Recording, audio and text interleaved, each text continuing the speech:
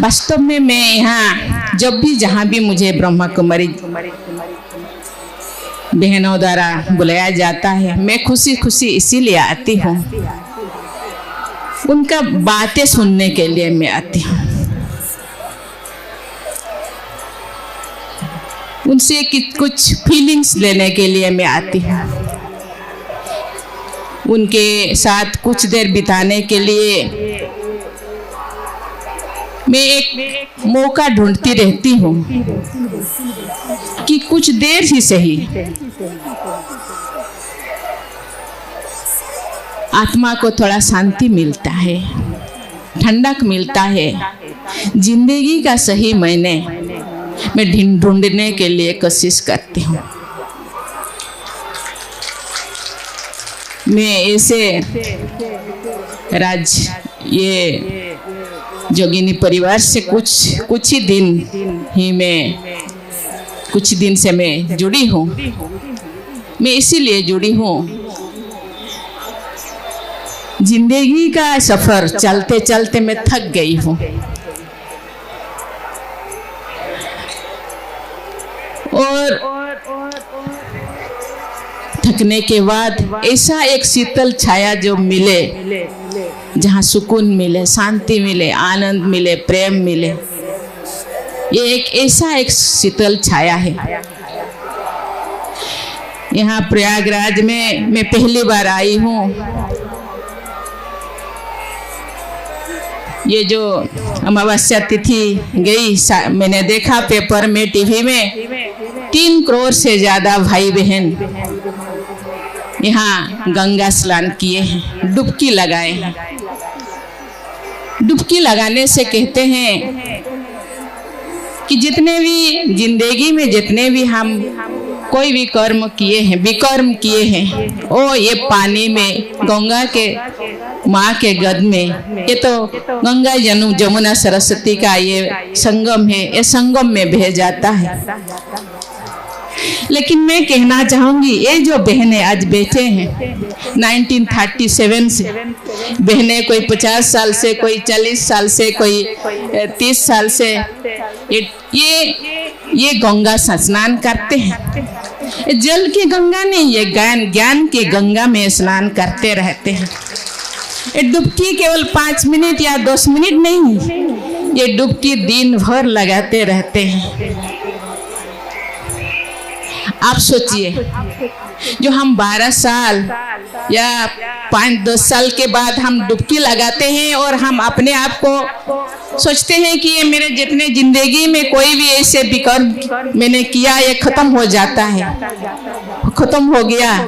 इसीलिए हम इतने उत्साह से, कोई भी इतना बाधा, इतना हार्डल से, इतना बाधा विघ्न को पार करके हम यहाँ आते हैं। लेकिन ये लोग जो 50 साल, 60 साल, 80 साल से डुबकी लगाते हैं, आप सोचे होंगे उनका मन, उनका शरीर कितना पवित्र होगा। तो डुबकी लगाने का ज्ञान का, डुबकी लगाने से जो आज का सब्जेक्ट है, बेटर जूरिस्प्रूडेंस, न्याय, अपने आप को न्याय करना। कहा जाता है कि जैसे आकाश में सूर्य देवता एक जगह से अपना प्रकाश फैलाता है, लेकिन पूरा दुनिया प्रकाश मिल रहा है। ऐसे ही ऐसे ज्ञान गंगा में नहाने वाले जहां भी बैठते हैं, उसका प्रकाश, उसका वाइब्रेशन चारों तरफ फैल लेता है। इसीलिए ये खुद के लिए ये डुबकी नहीं लगाते, ये पूरा विश्व को। यहाँ बहन मनोरमा जी बोले, या ये आप देश के को रिप्रेजेंट करते हैं, ये मलेशिया को रिप्रेजेंट करते हैं, हम देश को रिप्रेजेंट करते हैं या एक राज्य के, लेकिन आप तो पूरा विश्व के रिप्रेजेंट करते हैं। भगवान के बच्चे हैं, भगवान का निमित्त बन के ये पूरा संसार के मानव समाज को दिग्दर्शन देने के लिए, मानव समाज जो भटके हुए अपने आप के ऊपर अन्याय करते हैं, कहा जाता है मनुष्य सच्चिदानंद रूप है, सच्चित आनंद, ये सत्य के रूप है, आनंद के रूप, आनंद स्वरूप है, सत्य स्वरूप है, प्रेम स्वरूप है। लेकिन मनुष्य अपने आप के स्वरूप को भूल गए। सबका चेहरा लटका हुआ है, सब जैसे भराक्रांत होकर के बैठे हैं।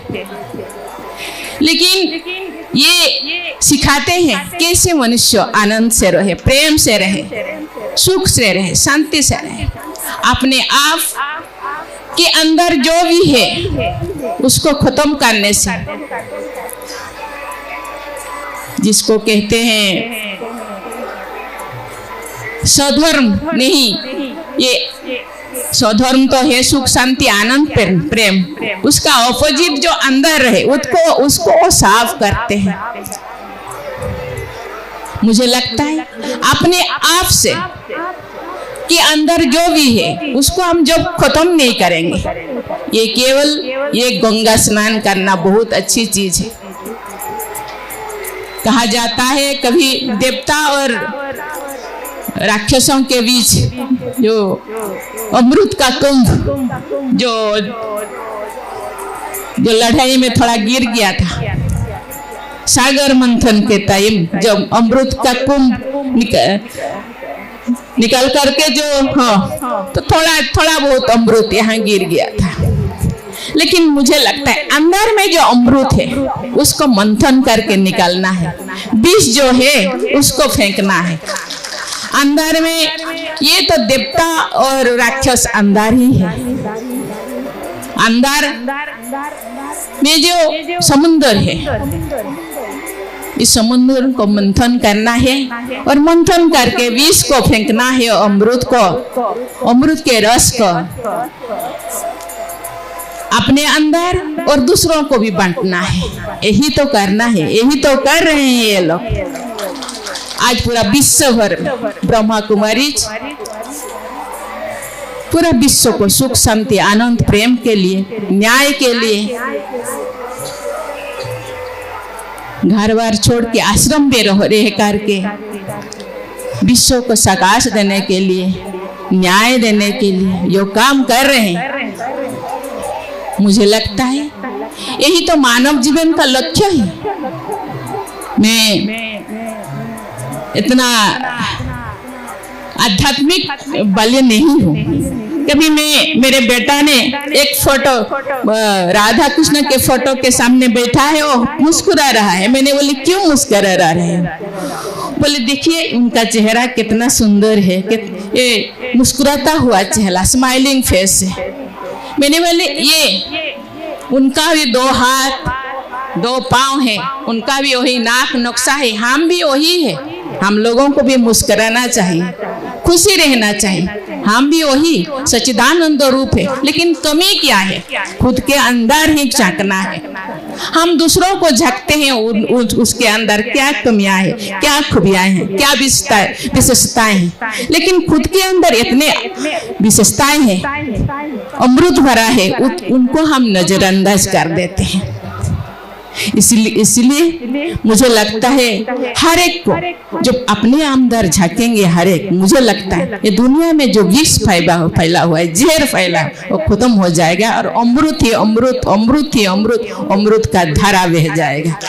और जो ब्रह्मा कुमारी ये विश्व को ये एक स्वर्णिम युग तो आने ही, ये तो संगम है, संगम के बाद ये स्वर्णिम युग आने वाला है। मुझे लगता है स्वर्णिम युग तो जो तो पाएगा जब अंदर का विष हम फेंकेंगे और अमृत ये लाएंगे, तो ये स्वर्णिम युग आ पाएगा। ये केवल ब्रह्मा कुमारी आश्रम बहने ये प्रयास कर रहे हैं, लेकिन इनको हाथ बटाना उनको सहयोग करना हम सब का काम है, सब मानव संपदा का काम है, मानव जाति का काम है। इसीलिए ये चारों तरफ घूमते हैं, गांव-गांव घूमते हैं, कहाँ कहीं भी चले जाते हैं, वहाँ प्रोग्राम करते हैं, ये मानव संपदा सुधार जाए। अपने आप को पहचाने, आप वही हो, भगवान के बच्चे। लेकिन भगवान के पास भगवान के अंदर जो क्वालिटी है, जो गुण है, खुद के अंदर है। अपने आप को पूछना चाहिए और हर पल अपने आप को सुधारना चाहिए। मुझे लगता है ऐसे करने से वो दिन दूर नहीं होगा कि ये युग परिवर्तन होगा, स्वर्णिम युग आएगा। अभी जो हम सब दुखी है, अशांति है, अन्याय है, अत्याचार है, हम कहते हैं, मुझे लगता है हम लोगों का दृष्टि बदल जाएगा। कृति बदलने से दृष्टि अपने आप बदल जाएगा। इसीलिए ब्रह्मा कुमारी कहते हैं मन वचन कर्म, ये तीन को एक को करने से नहीं होगा। मन परिवर्तन करने के बाद फिर कर्म में हम दूसरा कर्म करेंगे, फिर बोलेंगे। और कभी कभी कुछ लोग बहुत अच्छा बोलते हैं लेकिन काम उल्टा पुल्टा करते हैं। बहुत लोग काम बहुत अच्छा करते हैं लेकिन बोलते हैं उल्टा पुल्टा। ऐसे नहीं हो। मन वचन कर्म तीनों को सुधारना होगा। मुझे लगता है ये बहुत अच्छी बात कहते हैं, आप जो करेंगे आपको देख दूसरे करेंगे। इसीलिए आप सुधर जाइए, अपने आप दुनिया सुधर जाएगा। पहले आपको देख के दूसरे बोलेंगे ये क्यों ऐसे खुशी रहती है, क्यों ऐसे मुस्कुराते रहते हैं। उनके घर पे खाने के लिए नहीं, पहनने के लिए, फिर भी बहुत खुश रहते हैं। क्योंकि खुश अंदर है, खुशी को हम बाहर ढूंढते रहते हैं। मुझे लगता है ऐसे करने से सबको न्याय मिलेगा और दुनिया में खुशी आएगा। और जो हम चाहते हैं कि वो मुझे क्यों ऐसे बोले, ये जो क्वेश्चन खत्म हो जाएगा। आप लोग आए, मुझे बुलाए और आप लोगों के साथ कुछ समय बिताने के लिए मुझे दो समय दिए। इसीलिए मैं आप लोगों को बहुत बधाई देती हूँ। Thank you. जय हिंद।